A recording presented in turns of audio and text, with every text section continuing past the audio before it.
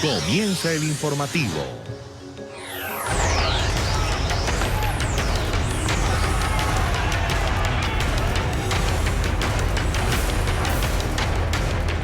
Un encuentro de alto nivel del gobierno interino de Venezuela se lleva a cabo a esta hora en Bogotá. Los embajadores designados por Juan Guaidó se reúnen en la capital de Colombia para evaluar los pasos a seguir para que regrese definitivamente la democracia. La reunión contó con la presencia del canciller colombiano Carlos Holmes Trujillo, quien reiteró el apoyo de la administración de Iván Duque al proceso de transición democrática. NTN 24 en el lugar de la noticia con nuestra directora de contenidos, Idania Chirinos. Ya la veo en pantalla. Idania, muy buena tarde. Hola Carlos Eduardo, buena tarde para ti. Ciertamente, como señalas, son embajadores nombrados por el presidente interino Juan Guaidó de los que hacen vida en América, desde Canadá hasta la Argentina. Entre ellos presentes están, por ejemplo, Carlos Vecchio, embajador en Washington, en Estados Unidos. Está también el embajador Tarre Briceño, que es el representante diplomático de Venezuela ante la Organización de Estados Americanos. Está María Teresa Velandria, embajadora en Brasil, y así 13 de los representantes diplomáticos que han sido nombrados por el presidente Juan Guaidó. La idea es evaluar estos 90 días de la interinidad. La idea es establecer estrategias comunes, líneas de trabajos que de alguna manera refuercen a nivel internacional lo que está haciendo el presidente Guaidó puertas adentro en Venezuela. Como bien señalabas, este encuentro fue inaugurado de alguna manera, presentado, contó con la presencia del canciller de los colombianos, Carlos Holmes Trujillo, que una vez más reiteró el apoyo de Colombia a la lucha por la democracia venezolana, al esfuerzo conjunto de hombres y mujeres por recuperar la libertad. Les traigo primero que todo un saludo afectuoso del presidente de Colombia. Él está perfectamente enterado de esta reunión y no solo me pidió acompañarlos, sino que me solicitó decirles que ustedes pueden contar, como lo han hecho, con la solidaridad, el acompañamiento y la acción sin descanso del gobierno de Colombia para crear condiciones que le permitan al hermano pueblo de Venezuela volver a vivir en democracia y libertad. El canciller Holmes Trujillo también hizo referencia a que la desesperanza no tiene cabida absoluta, que no podemos pensar que nada se ha logrado cuando los logros en estos 90 días han sido tangibles, cuando nadie imaginaba hace 3 meses atrás lo que hoy ha logrado Venezuela. Se encuentra uno con la teoría de que hay desánimo, que no se ha avanzado mucho. Se encuentra uno con la teoría de que los pasos que se han dado son totalmente insuficientes. Déjenme decirles y compartir con ustedes, porque bien vale la pena hacerlo hoy, que la visión que Colombia tiene sobre el momento actual es una visión completamente distinta. Nosotros tenemos una visión dinámica de lo que está sucediendo, vemos los pasos que se están dando como un proceso que va contribuyendo a la creación de condiciones que finalmente van a conducir inevitablemente, porque este es un proceso irreversible, al fin de la usurpación y al final de la tiranía. Aquel día, Julio querido, le dije a mis colegas, no, desconcierto no podemos sentir nosotros. El desconcierto que lo siente el tirano. ¿Quién imaginaba a principios de este año que íbamos a tener un presidente interino en Venezuela como Juan Guaidó? Hoy está Juan Guaidó en su condición de presidente actuando. ¿Quién imaginaba a principios de este año que íbamos a tener a estas alturas una asamblea reconocida con las competencias que tiene y respetada por un número muy grande de países de la comunidad internacional? Hoy esa es la realidad. ¿Quién iba a imaginar a principios de este año que el representante de Venezuela en el Banco Interamericano de Desarrollo iba a ser la persona designada por Juan Guaidó? Hoy, quien representa a Venezuela en el BID es la persona designada por Juan Guaidó. ¿Quién iba a imaginar a principios de este año que el representante de Venezuela en la Organización de Estados Americanos podría llegar a ser la persona designada por Juan Guaidó? Hoy, quien representa a Venezuela en la Organización de Estados Americanos es la persona designada por Juan Guaidó. El canciller Holmes Trujillo recordó que el presidente Duque, siendo candidato, había asistido a la Corte Penal Internacional para denunciar la violación de los derechos humanos y señaló que lo importante es conseguir que otros países apoyen estas denuncias. Déjenos decirles que como desarrollo de lo que fue la denuncia que presentó el presidente Iván Duque ante la Corte Penal Internacional, hemos insistido también en que un mayor número de países, un mayor número de jefes de Estado apoye la solicitud de investigación que ya está radicada en la Corte Penal Internacional. Lo que ha pasado en Venezuela bajo estos regímenes usurpadores, tiránicos y dictatoriales clama al cielo y requiere una acción cada vez más definida de parte de las democracias del mundo. Julio Borges, embajador de Venezuela ante los países del Grupo de Lima, también tuvo la oportunidad de conversar con nosotros y se refirió a los objetivos concretos, claros, de este encuentro de embajadores que hoy se realiza en la ciudad de Bogotá. Bueno, hemos logrado traer a gente de primera línea para hacer durante la mañana una especie de taller estratégico que tiene varias partes. Conocer bien cuál es el contexto y el panorama mundial donde está insertado el tema de Venezuela, lograr como metas sumar más países al apoyo del gobierno interino de Juan Guaidó, lograr que nosotros podamos aproximar y convertir en solución países que hoy están siendo parte de este conflicto, como Rusia y China principalmente, el hecho de poder tener servicios mayores para los venezolanos que están migrando, el dar a conocer el Plan País para que se sepa que tenemos una ruta muy clara hacia el futuro. Y este proceso lo que busca es como articular mejor, potenciar mejor y crear una fuerza mucho más clara de nuestra presencia internacional unido a todos los venezolanos que se encuentran en el exterior. Este encuentro está planteado, se realice hasta las 6 de la tarde de hoy. Está planteado también que en los próximos días se replique uno similar en Europa para aquellos representantes que han sido nombrados en países que reconocen la interinidad de Juan Guaidó. NTN 24 seguirá a lo largo del día y podremos seguramente hacer nuevos contactos para tener más información en relación a lo que aquí está ocurriendo. Regreso contigo, Carlos Eduardo, al Centro Internacional de Noticias. Y Dania, gracias, una buena tarde, la veo precisamente en la tarde fin de semana, un placer. Y a propósito de la reunión de embajadores en Bogotá, en Venezuela, el presidente encargado Juan Guaidó destacó hace minutos el reconocimiento internacional a su gobierno interino y también a la Asamblea Nacional. Hemos tenido años de construcción de mayoría, de llevar un mensaje, de sacrificio, de aglutinar, de presentar una propuesta, de que nos reconocieran en el mundo, y mientras hoy estamos aquí, todos nuestros embajadores están reunidos hoy en Bogotá, porque la presión no ha sido solo interna, ha sido la clave, ha sido la punta de lanza, pero también el reconocimiento internacional que hemos tenido ha sido fundamental en este proceso, que no llegó solo, por cierto. A veces pensamos, o algunos dicen, bueno, que ya no reconoce el mundo. Eso es producto de años, precisamente lo que decía antes. O si no hubiésemos ganado la Asamblea Nacional, nos habrían reconocido. Guaidó precisamente acaba de juramentar en Caracas, en la capital venezolana, los comités encargados de organizar a los ciudadanos de cara a la gran movilización del próximo 1 de mayo. Se celebra el Día del Trabajador en Venezuela. En el acto insistió en que el gobierno interino no está estancado y dijo que es el régimen de Nicolás Maduro el que continúa perdiendo apoyo internacional.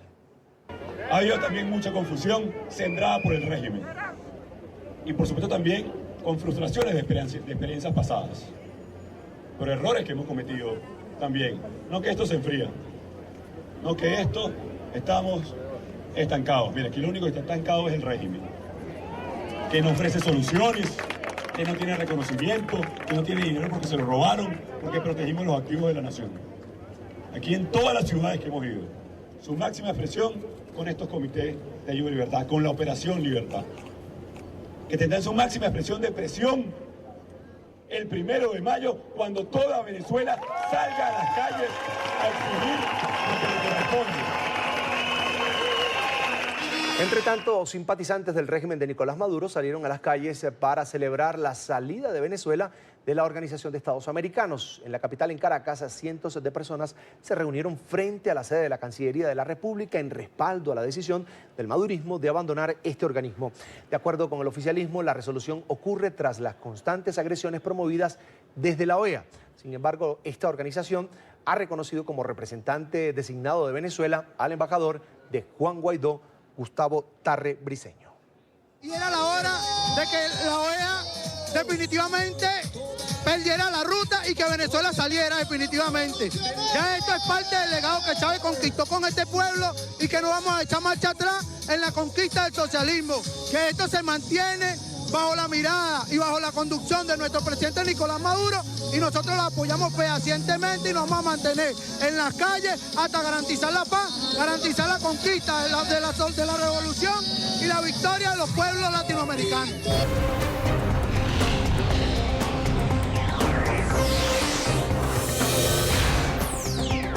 Vamos a esta hora a Colombia. La Justicia Especial para la Paz revocó el beneficio de libertad, ordenó la captura y reactivó la orden de Interpol contra el ex jefe de las FARC, Hernán Darío Velázquez, alias El Paisa, por incumplimientos a varios de los compromisos con el sistema transicional.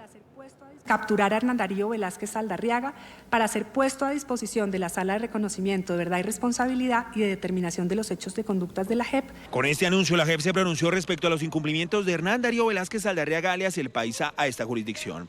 En la decisión se deja en claro que nunca hubo un interés por aportar verdad y derechos a las víctimas. Ambos incumplimientos muestran el nulo interés de Velázquez Saldarriaga por contribuir a la satisfacción de los derechos de las víctimas.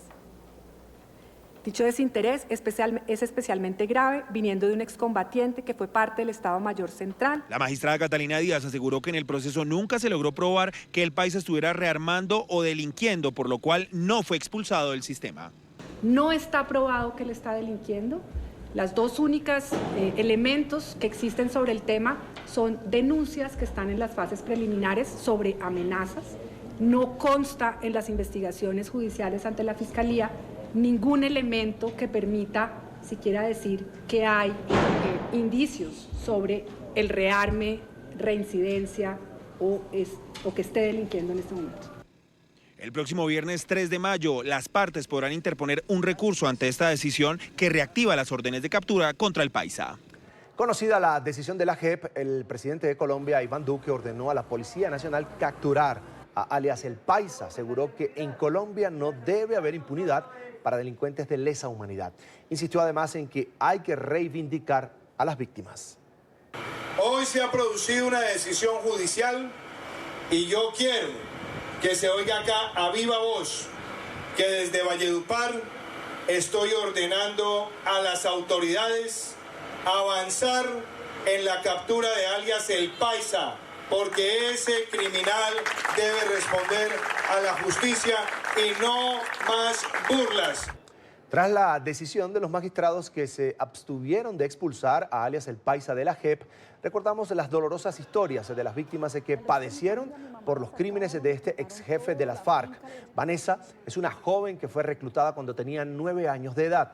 Ella denuncia que en las filas de ese grupo criminal fue violada constantemente precisamente por alias El Paisa y que fue obligada además a abortar 3 veces. Hoy sigue clamando que la JEP aplique justicia. Los recuerdos de la niñez no son los más gratos para Vanessa García, cuando fue reclutada en una vereda en Caquetá por Hernán Darío Velázquez, alias El Paisa. Cuando cumplí mis 11 años, empezó El Paisa a abusar de mí. Vanessa quedó 3 veces embarazada producto de las violaciones cometidas por el temible terrorista alias El Paisa. El primer aborto que tuve fue de él, del Paisa, y el segundo fue de Pechiblanca, y el tercer aborto sí no fue abusada, fue de mi novio, pero pues de igual también me lo hicieron abortar. Su familia tampoco fue ajena a la violencia. Su padre intentó buscarla, pero sufrió la crueldad del jefe de la columna, Teófilo Forero. Tener que uno ver el papá de uno amarrado por algo que no tiene sentido. En una oportunidad que le dio la vida, pudo escapar, pero los tentáculos de alias El Paisa aún la persiguen y a sus seres más cercanos. Y si realmente quieren paz, que reconozcan todo el daño que hicieron no solamente a mí.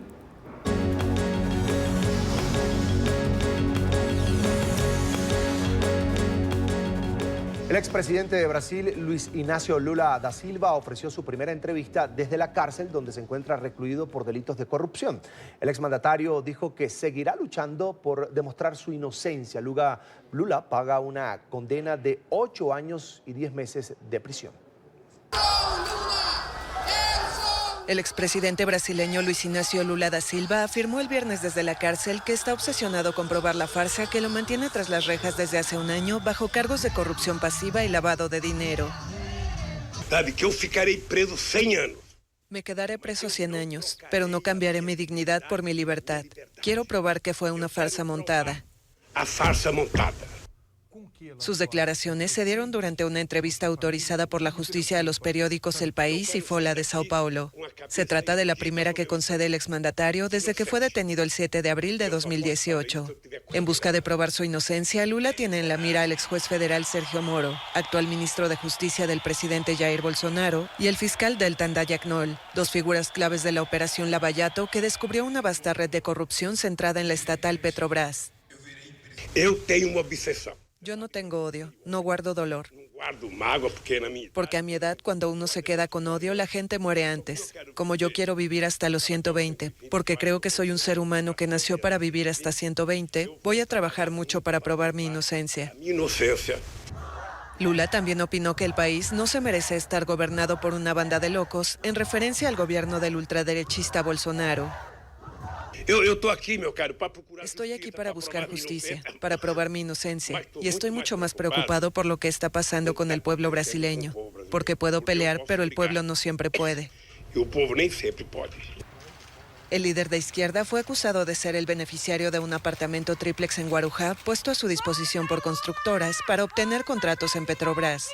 Esta semana, un tribunal de apelaciones en Brasilia redujo la condena de Lula de 12 años y 1 mes de cárcel a 8 años y 10 meses, con la posibilidad de un régimen semiabierto. Pero aún queda por confirmar en segunda instancia una nueva condena a otros 12 años y 11 meses de cárcel dictada en febrero, que se sumaría a la anterior y podría alargar su estancia en prisión. Y cientos de migrantes que esperan llegar a los Estados Unidos abordaron la cima de un tren de carga en el sur de México, frustrados por los esfuerzos para frenar su progreso por parte del gobierno mexicano.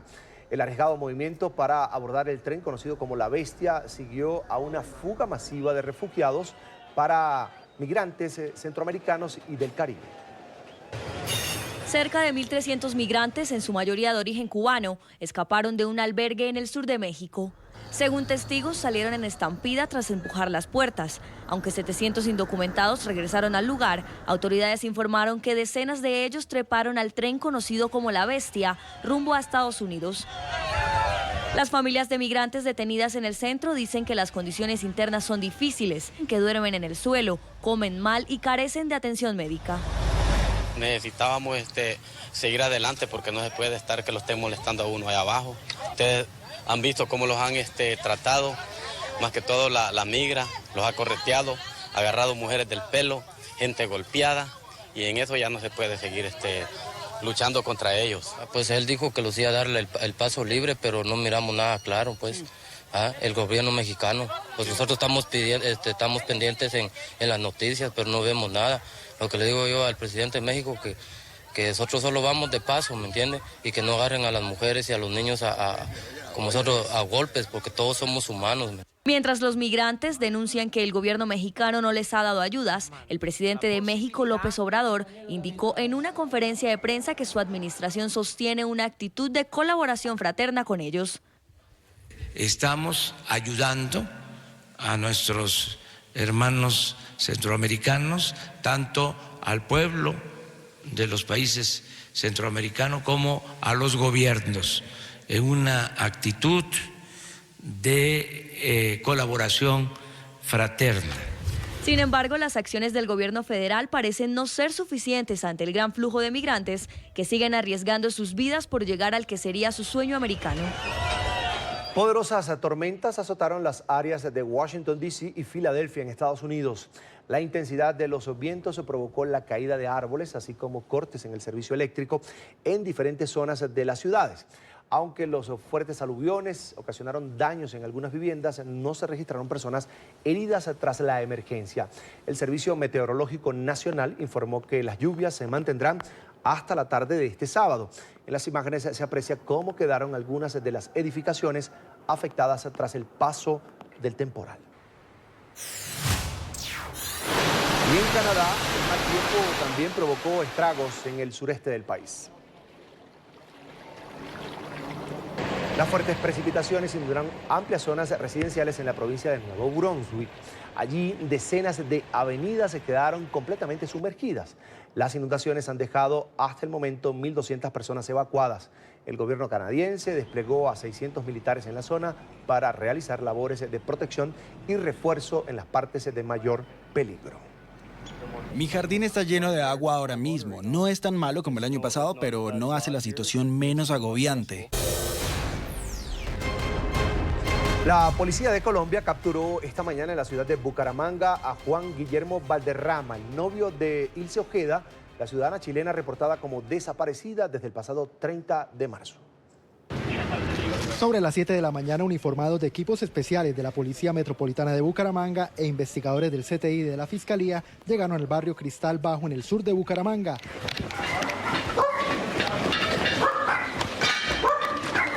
Para adelantar el operativo de captura de Juan Guillermo Valderrama, novio de la chilena desaparecida hace 28 días en Santander. Según las primeras versiones, el colombiano de 28 años fue sorprendido en su domicilio mientras dormía y fue informado por las autoridades de la expedición de su orden de captura. Derecho de un abogado. Está en la capacidad de un abogado. Va a ser asistido por su abogado de confianza o el Estado está. El hombre fue custodiado por uniformados del SMAT. Fue trasladado desde su casa a un vehículo oficial para conducirlo al Centro de Servicios Judiciales. La predisposición de las autoridades. Mientras Valderrama era conducido, los vecinos del joven no comprendían lo que ocurría. Muy malo, hermano, la propaganda aquí para el barrio, muy mala. Aquí vemos mucha gente sana. Y está llegando mucha gente de afuera y nos está dañando el barrio. En las próximas horas se realizará su audiencia de legalización de captura e imputación de cargos. Además, las autoridades colombianas en un gran operativo ubicaron y rescataron un cuerpo incinerado y en avanzado estado de descomposición en el municipio de Río Negro, en el nororiente del país. No descartan que se trate de la misma mujer. En zona rural del municipio de Río Negro, a 2 kilómetros de la vía principal que comunica hacia El Playón, fue hallado un cuerpo de una mujer incinerado y en avanzado estado de descomposición. Equipos de inteligencia de rastreo, junto con carabineros y apoyos de expertos caninos, realizaron la búsqueda en el sitio conocido como Portachuelo. La policía de Bucaramanga y la Fiscalía coordinaron la búsqueda. Continuamos fortaleciendo nuestros planes de búsqueda orientados a encontrar a esta ciudadana de nacionalidad chilena. Las lluvias de los últimos días ayudaron a descubrir la tierra en donde fue enterrado el cuerpo. Campesinos de la zona alertaron a las autoridades. Con ese propósito que siempre hemos tenido en la esperanza de encontrar a esta ciudadana chilena. Desde el aire, un helicóptero de la policía monitoreaba el enorme despliegue en la montaña, donde se realizó el hallazgo. El cuerpo fue enviado a medicina legal en Bucaramanga. Las inspecciones forenses determinarán si corresponde a la identidad de la ciudadana chilena. Desde Chile, la familia de Ilse Ojeda nunca creyó en la versión que daba el joven colombiano, su novio. En declaraciones a medios de comunicación locales, la hermana de la ciudadana chilena aseguró que ellos sabían que Juan Guillermo la golpeaba. Nos hemos enterado estos últimos días que sí le daba maltrato y que sí estuvo inclusive enyesada aquí en Santiago un mes que no la vimos. Del minuto 1, cuando me entero que mi hermana está desaparecida, yo sospeché que este hombre le había hecho lo peor. En varias declaraciones a los medios de comunicación colombianos, Juan Guillermo Valderrama había asegurado que él desconocía el paradero de la sargento retirada de la policía chilena y que por el contrario esperaba su regreso. Juan Guillermo Valderrama, durante una entrevista a Noticias RCN el pasado miércoles 24 de abril, pidió excusas a la familia de su novia Ilse Amorio Ojeda. Aseguró que su deseo era que apareciera pronto para tranquilidad de todos. Pedirle disculpas al pueblo chileno por todos los malos entendidos que han habido allá, por todas las noticias que han difamado sobre nosotros. En el testimonio del joven de 28 años aseguró que Ilse descubrió que él mantenía una relación paralela con una mujer de Estados Unidos, lo que habría provocado su enojo. Por eso fue su ataque de celos, su ataque de ira, y en el momento pues esperamos que ella, si me está escuchando, que me entienda. Juan Guillermo el 13 de abril fue quien denunció ante las autoridades la desaparición de la mujer de 52 años. Por las calles del barrio donde compartió varios días con ella, repartió volantes con la foto de Ilse pidiendo ayuda de la ciudadanía para encontrarla. Queremos que ella aparezca y dé la cara para que nos tranquilice a todos, a su familia. El joven en sus declaraciones aseguró que no escatimó esfuerzos para ubicarla y por eso pidió ayuda de las autoridades para esclarecer la desaparición que lo mantiene en zozobra desde el 30 de marzo, día en que perdió contacto con Ilse. Cambiamos de tema. Los indígenas guaraní de la Amazonía de Ecuador lograron este viernes su primera victoria ante las petroleras, un fallo que suspende el ingreso de esas empresas a sus tierras y dificultaría la licitación de otras áreas hidrocarburíferas. Un primer triunfo para los indígenas guaraní de Ecuador ante las petroleras. Tras 2 semanas de deliberaciones, un tribunal penal de la localidad amazónica de Puyo resolvió aceptar el viernes una acción de protección planteada por los Guau de la provincia de Pastaza. El fallo suspende el ingreso de las empresas a unas 180.000 hectáreas de sus tierras y dificultaría la licitación de otras áreas hidrocarburíferas. Hoy el Estado ecuatoriano no podrá ni concesionar, ni licitar, ni entregar el bloque 22, ni ningún otro bloque, porque se ha demostrado que no hubo consulta y que el Estado violó los derechos de este pueblo y por ende de otros pueblos y nacionalidades. Los nativos sostienen que los funcionarios llegaron en avioneta en 2012 y obtuvieron el aval con información incompleta, comida y refrescos. Los jueces, liderados por la magistrada Pilar Araujo, determinaron en primera instancia que existió la violación del derecho constitucional a la autodeterminación de los pueblos y a la consulta previa, libre e informada sobre los planes de explotación de recursos no renovables en sus tierras. Hoy día hemos triunfado para la vida de derecho, no solamente el pueblo guaraní, sino para todo el pueblo de la Amazonía y para el mundo. Como medida de reparación, la Corte dispuso que el Estado realice una nueva consulta aplicando estándares fijados por la Corte Interamericana de Derechos Humanos con sede en San José. Aunque podrá apelar el fallo, el Estado corre el riesgo de que esta sentencia histórica detone un conflicto con otros pueblos indígenas que también han sido consultados para consentir el ingreso de petroleras a sus tierras, tras lo cual han mostrado inconformidad. La ley reconoce la jurisdicción indígena, pero mantiene la potestad del Estado sobre el subsuelo. El ciclón Kenneth golpea a Mozambique en el suroriente de África. Las autoridades permanecen en máxima alerta por los vientos que registran de hasta 220 kilómetros por hora. El fenómeno ya deja 3 muertos y cuantiosos daños materiales. Varias zonas del país están sin electricidad. En la provincia de Cabo Delgado, alrededor de 90% de las viviendas se quedaron destruidas, dejando a unas 15.000 personas sin hogar. Es tensa la situación que vive Sri Lanka 7 días después de los múltiples atentados que cobraron la vida de al menos 250 personas. Las autoridades adelantaron una redada contra un grupo señalado como presunto responsable de estos hechos. 16 personas murieron durante el operativo. El gobierno de Sri Lanka continúa las operaciones contra los responsables de los múltiples atentados que causaron dolor y luto al país el pasado domingo. En las últimas horas, un operativo en contra de varios sospechosos dejó 16 muertos. Las autoridades buscaban a los presuntos terroristas en una vivienda ubicada en la ciudad de Kalmunay, al oriente del país. En la casa encontraron explosivos y elementos alusivos al autodenominado Estado Islámico. Mientras las investigaciones avanzan, en el país se empieza a vivir un conflicto étnico. La comunidad musulmana dice tener miedo a retaliaciones por los ataques contra la religión cristiana. Tenemos miedo de lo que le sucederá a mis hijos. Es realmente difícil para nosotros porque no tenemos nada para comer, no podemos salir a comprar algo. Algunos líderes pidieron realizar los rezos en los hogares. Varios musulmanes que llegaron como refugiados a Sri Lanka ahora se sienten rechazados. ¿Cómo te sentirías si escaparas de tu país debido a los terroristas y vengas a otro país como Sri Lanka para pedirle a la gente un refugio y te tratan como si hubiera sido la razón de esa tragedia? Mezquitas y estaciones de policía reciben a cientos de afganos y pakistaníes que vuelven a ser desplazados.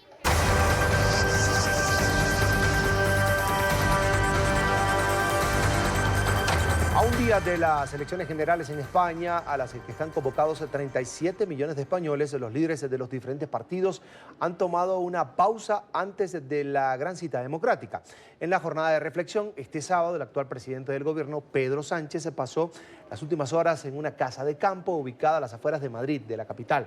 El político y líder del Partido Socialista ha sido acompañado por su familia y colaboradores más cercanos. El viernes, el día de cierre de campaña, abogó por la unidad de los españoles. Aquellos que quieren retroceder, aquellos que quieren involucionar, lo tienen claro, lo tienen decidido. Y por tanto, aquellos que estén dudando entre el PSOE y Podemos, entre el PSOE y Ciudadanos, entre el PSOE y la abstención, les pido que nos unamos todos en torno al único partido que puede garantizar que España mire al futuro y no retroceda 40 años como plantea la derecha y sus 3 siglas. Por su parte, Pablo Iglesias, el líder del partido de izquierda Unidas a Podemos, pidió reflexión a los españoles, además sobre las expectativas que tiene ante las elecciones. Hizo una singular comparación con la famosa serie Juego de Tronos. Bueno, hay que esperar, es la jornada de reflexión. Yo creo que hoy no hay que pedir el voto, hay que dejar que la gente reflexione sobre las propuestas que nos ha escuchado, sobre los argumentos que hemos puesto cada uno encima de la mesa.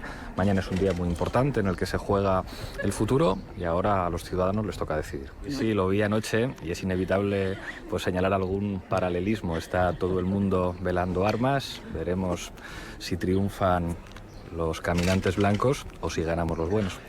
Bien, otro de los políticos que decidió retirarse a la tranquilidad del campo fue el líder del Partido Popular.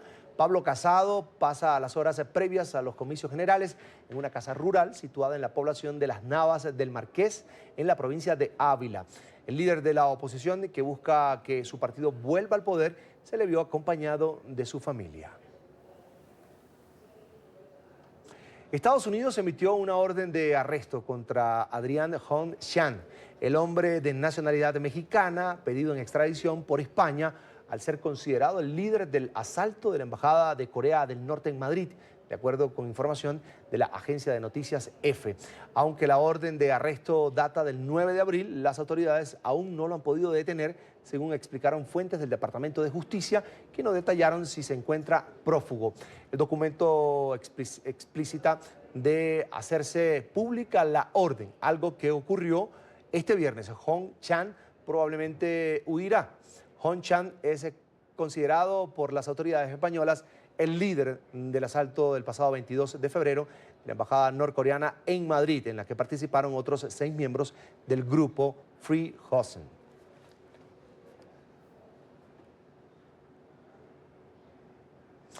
Miles de fieles ortodoxos se reúnen en la iglesia del Santo Sepulcro de Jerusalén para la ceremonia del fuego sagrado.